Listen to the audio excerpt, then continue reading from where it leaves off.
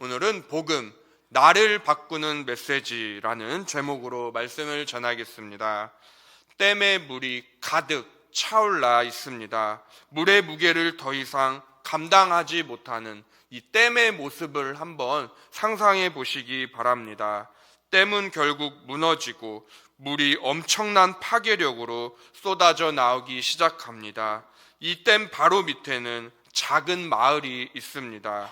아무리 높은 산으로 올라가도, 아무리 발이 빠른 사람, 아무리 수영을 잘하는 사람일지라도 진노의 홍수를 피할 길은 없습니다. 댐의 물은 모든 것을 휩쓸고 지나갈 것처럼 매섭게 빠른 속도로 마을을 향해 내려가고 있습니다.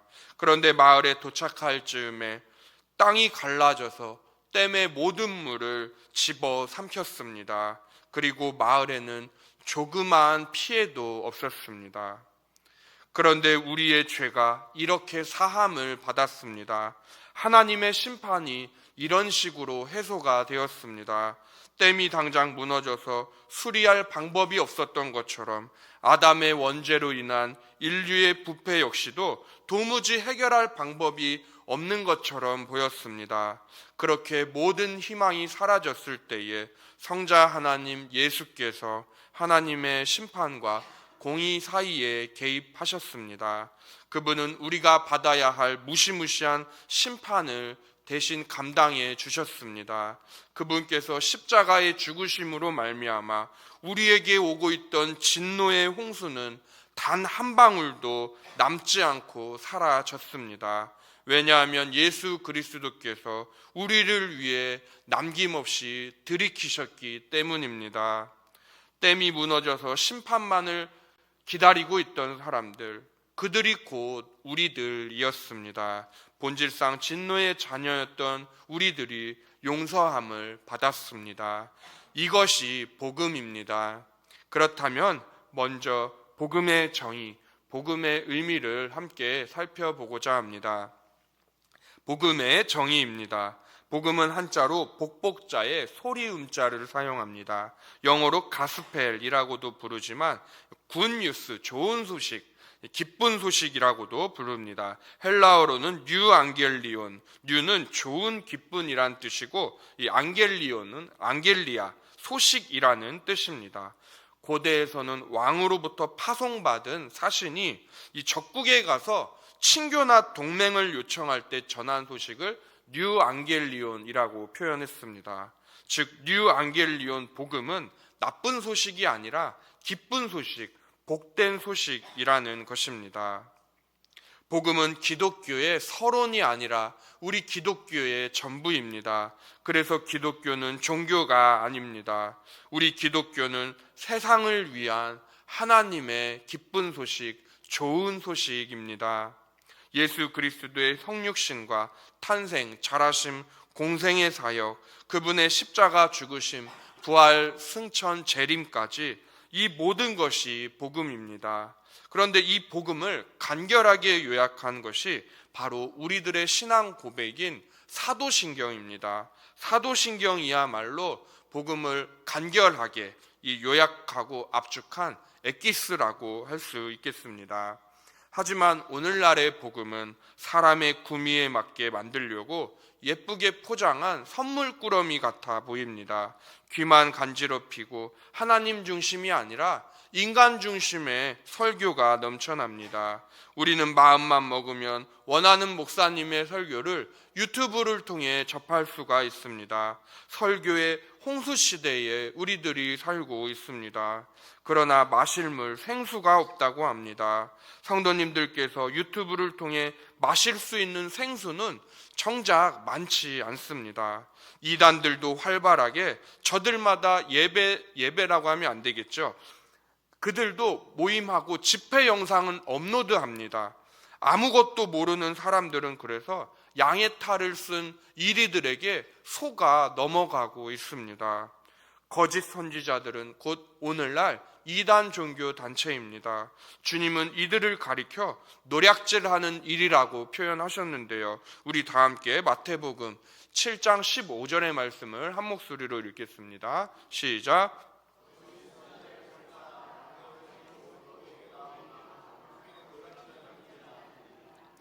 아멘. 구약 시대에도 거짓 선지자들은 있었습니다. 예레미야 선지자가 살던 시대도 마찬가지였습니다. 그는 죄수가 차는 이 나무멍에 나무 고랑을 차고 남유다 여호야김 왕 앞에 섰습니다. 그리고 우리가 이렇게 바벨론으로 끌려갈 것입니다. 우리 남유다는 이렇게 멸망할 것입니다. 라고 예언하며 선포했습니다.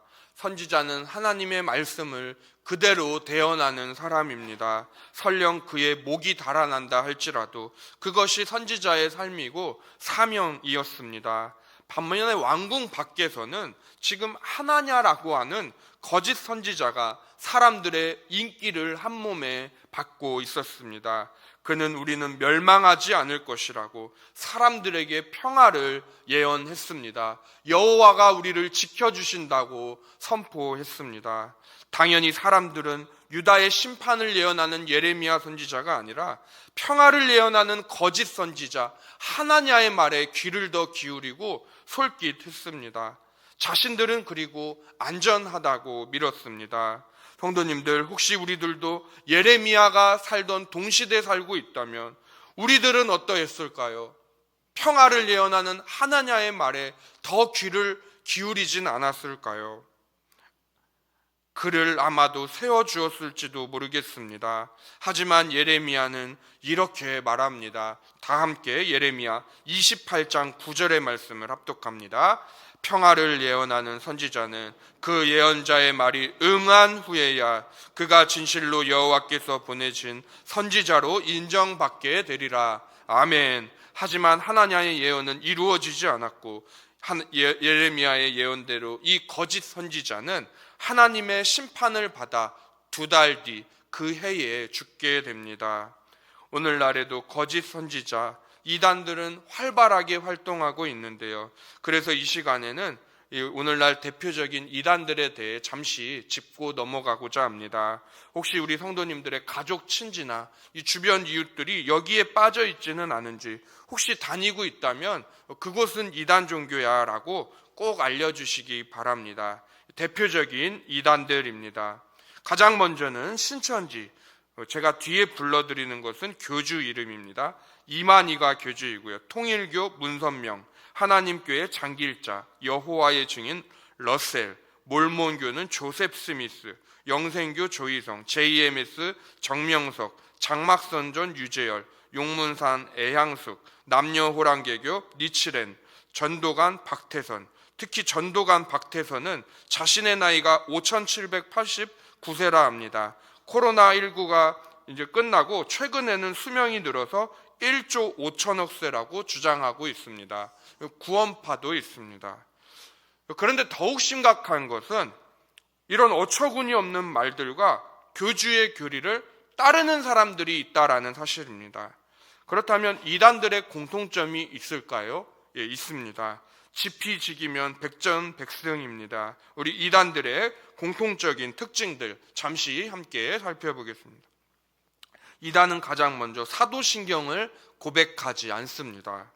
정통교회는, 우리 교회죠, 개신교는 예수님과 십자가를 믿는데 이단은 부인합니다. 정통교회는 성경 66권, 구약 39권, 신약 27권만을 정경으로 받아들이지만 이단은 자신들의 경전이나 교리를 앞세웁니다. 이단들은 교회 성도들만 대상으로 유혹하고 미혹합니다. 이단이 이단을 전도하진 않아요. 신천지가 하나님교회 여호와 증인 사람들을 전도하지는 않습니다. 이단들은 자신들의 교주를 신격화합니다. 예를 들어 신천지 이만희를 보혜사 성령이라고 부르죠. 또 교회를 욕하고 성도들을 욕하고 목회자를 욕합니다. 이 외에도 정말 이단들의 공통점이 많이 있는데요. 어쨌거나 이단은 교회를 욕하고 성도를 욕하고 목회자를 비방합니다. 그들은 또 자신들의 교주를 하나님으로, 성령님으로 믿고 신격화합니다. 그래서 진짜를 알아야 가짜가 보입니다. 오늘 본문은 갈라디아서입니다. 갈라디아서는 바울 서신 13권 중에서 가장 먼저 기록된 성경입니다.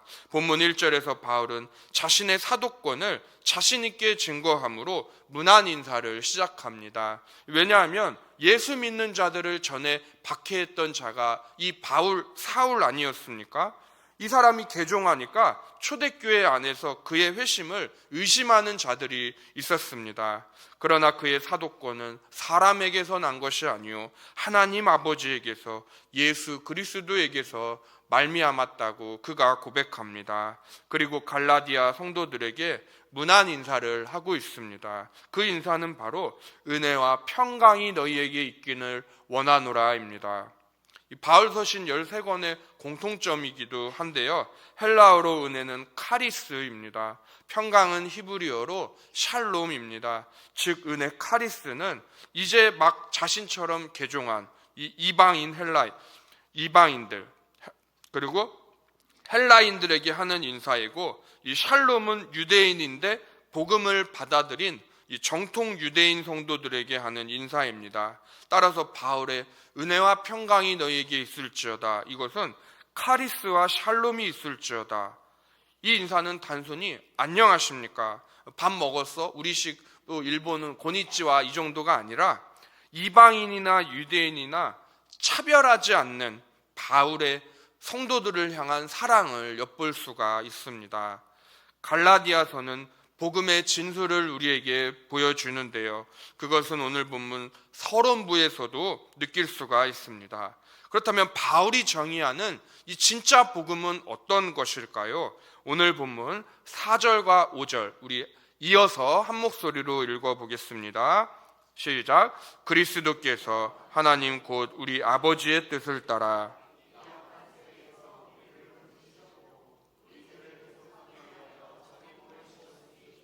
영광이 그에게 세세토록 있을지어다. 아멘. 하나님 아버지의 뜻을 따라 그리스도께서 이 악한 세대에서 우리를 건지시려고 우리 죄를 대속하기 위하여 자기 몸을 내어주신 것, 이것이 바울이 정의하는 진짜 복음입니다.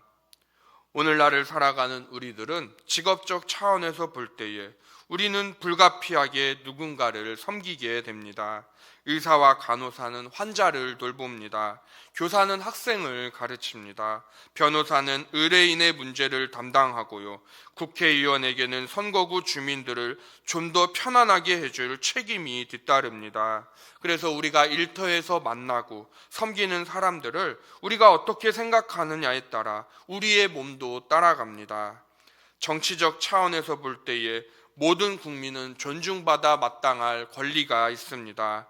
그러나 우리 인류는 본래 모두 멸망받아 마땅한 죄인들이었습니다.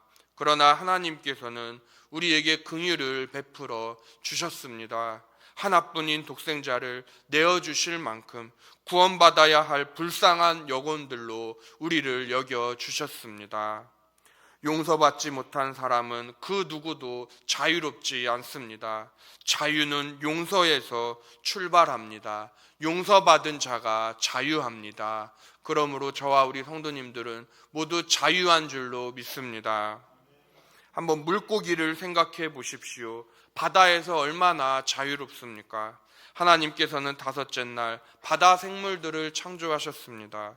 물고기들에게는 아가미가 있습니다. 물에서 산소를 흡수하도록 그들은 설계되고 지음받았습니다. 그것이 물고기로서의 정체성이고 물고기다움입니다.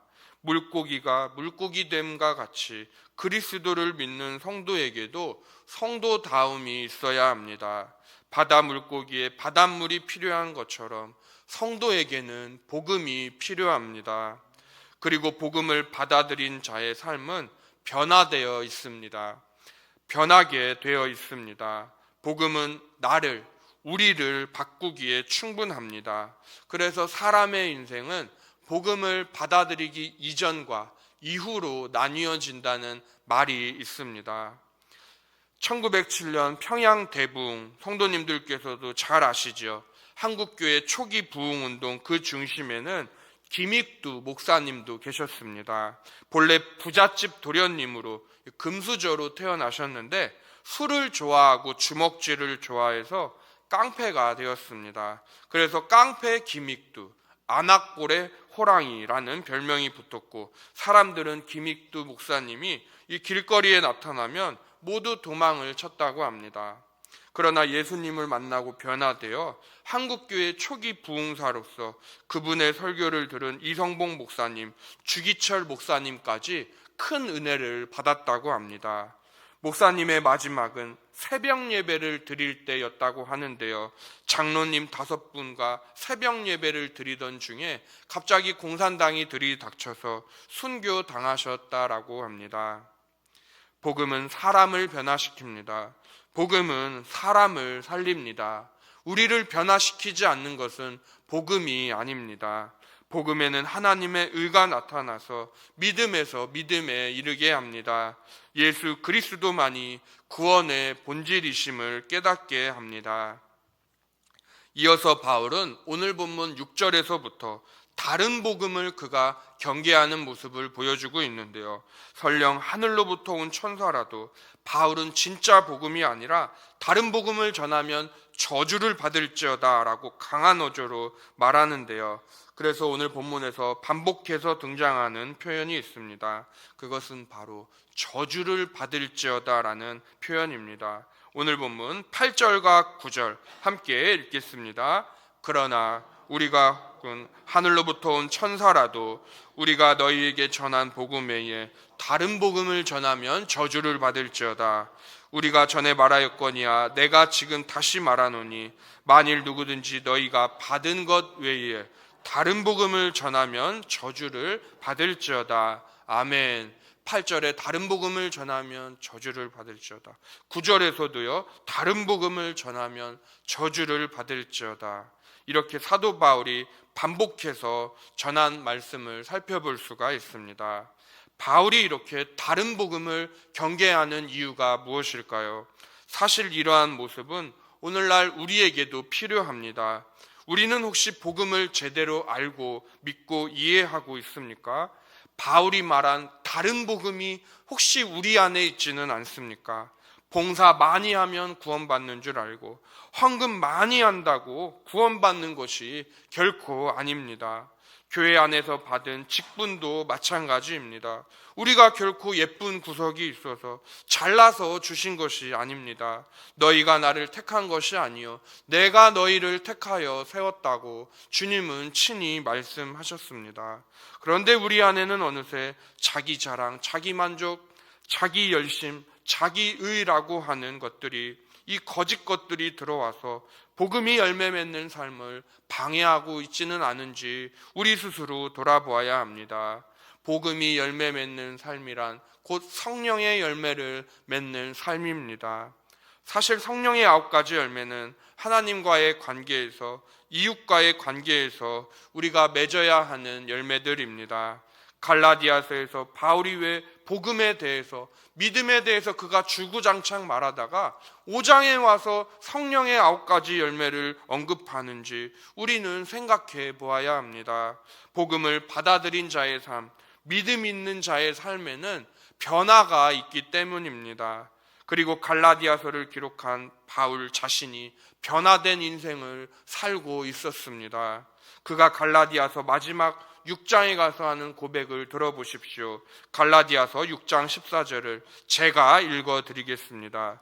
그러나 내게는 우리 주 예수 그리스도의 십자가 외에 결코 자랑할 것이 없으니 그리스도로 말미암아 세상이 나를 대하여 십자가에 못 박히고 내가 또한 세상을 대하여 그러하리라. 아멘. 바울은 예수 그리스도의 십자가 외에 결코 그가 자랑할 것이 없다고 고백합니다. 자신의 모든 학식과 자랑들, 율법사 가말리엘 밑에서 수학하며 미래가 촉망받던 바리새인이었습니다. 그런 그가 그리스도를 위하여 모든 것을 배설물로 여겼습니다. 이것은 복음을 받아들인 사람에게는 결코 놀라운 일이 아닙니다. 왜냐하면 복음을 정말 받아들인 사람에게는 인기와 명예 대신에 구원이 더 소중하기 때문입니다. 인기와 명예 대신 구원을 선택하기 때문입니다. 예수 그리스도는 우리를 죄에서 자유롭게 해 주셨습니다. 그분의 이 땅에서 나심과 사심과 죽으심은 우리 모두에게는 기쁜 소식, 좋은 소식입니다.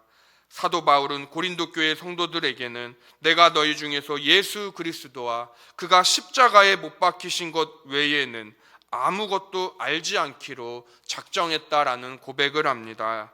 또한 철학이나 아름다운 수사학, 즉 사람의 지혜가 아니라 다만 성령의 나타나심과 능력으로 그가 복음을 전했다고 고백합니다. 복음은 성령님에게서 온 진리입니다. 성령이 말씀하시고 성령이 깨닫게 하십니다. 각 사람이 복음을 듣고 받아들이게 되는 것도 그 안에 어떤 선함이나 의로움이 있어서가 아니라 전적인 성령께서 일하시고 역사하시는 덕분인 줄로 믿습니다.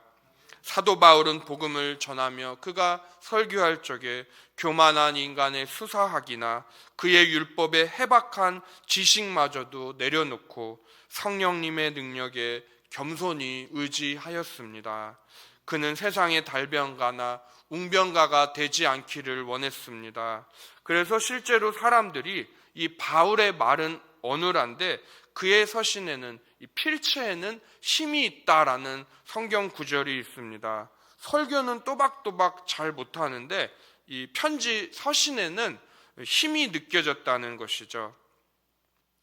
1940년 11월 영국의 도시 코번트리는 세계 2차 세계대전 중 이 독일 공군의 폭격으로 폐허가 된 곳입니다.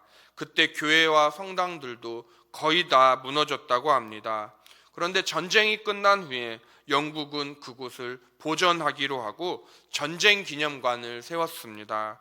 무너진 예배당들의 이 벽을 삥 둘러서 사람들은 그곳을 거룩하게 하는 장소라는 이름을 짓고 부른다고 합니다.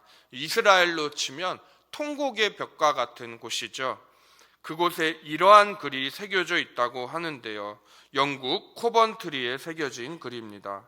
산업에서 하나님이 나의 손과 제조 과정에 함께 하시기를, 예술에서 하나님이 나의 감각과 나의 작품 안에 함께 하시기를, 상업에서 하나님이 나의 책상과 나의 거래 안에 함께 하시기를, 치료에서 하나님이 나의 기술과 나의 손길 안에 함께 하시기를, 교육에서 하나님이 나의 지성과 나의 성장 안에 함께 하시기를, 가정에서 하나님이 나의 마음과 나의 사랑 안에 함께 하시기를. 영국의 기독교인들은 나의 직업 가운데, 나의 삶 가운데 복음을 외치고 있습니다. 우리 성도님들, 우리가 믿는 복음이 교회 안에서만 발동하는 것입니까? 아닙니다. 우리 삶 가운데도 여전히 복음은 일하고 계십니다. 우리 하나님은 성도님들께서 일터에 계시는 중에도 함께 하십니다. 회사에서, 공장에서, 학교에서, 병원에서, 가정에서도 말입니다. 우리 손경민 목사님의 찬양이 있죠. 하나님 어디에나 계시죠. 교회와 가정, 학교와 일터에도. 아멘. 그래서 우리는 일할 때에도 하나님의 영역 주권을 드러내며 하나님의 영광을 위해 일해야 하겠습니다. 교회에서 열심히 봉사하시듯이 나의 일터에서도 성실하게 일하셔야 합니다. 그것이 우리의 삶 가운데 나타난 복음의 능력입니다. 복음으로 충만한 그리스도인, 바로 우리 성도님들의 모습을 보고 주변에 안 믿는 이들이 하나님께 영광을 돌리도록 우리 모두가 힘써야 하겠습니다. 우리 다 함께 마태복음 5장 16절의 말씀을 읽고 설교를 마치겠습니다. 이같이 너희 빛이 사람 앞에 비치게 하여 그들로 너희 착한 행실을 보고 하늘에 계신 너희 아버지께 영광을 돌리게 하라. 아멘. 성도님들, 하나님께서 2024년 올해 담임 목사님을 통해 주신 우리 교회 표어는 복음으로 사람을 살리고 키우고 고치는 행복 공동체입니다. 지난주일 원로 목사님께서 오셔서 전해주신 말씀의 핵심도 복음이었습니다. 성도는 복음을 받아들이기 이전과 이후로 나뉜다는 말이 있습니다. 김익두 목사님, 깡패가 사람이 되었습니다. 깡패가 목사가 되었습니다. 이것이 어찌 인간이 한 일이겠습니까? 무엇보다 우리가 수요일 지금 이 시간 함께 모여 하나님을 예배하고 있습니다. 이것이 기적인 줄로 믿습니다. 또한 오늘날은 가짜들이 판을 치고 있는 세상입니다.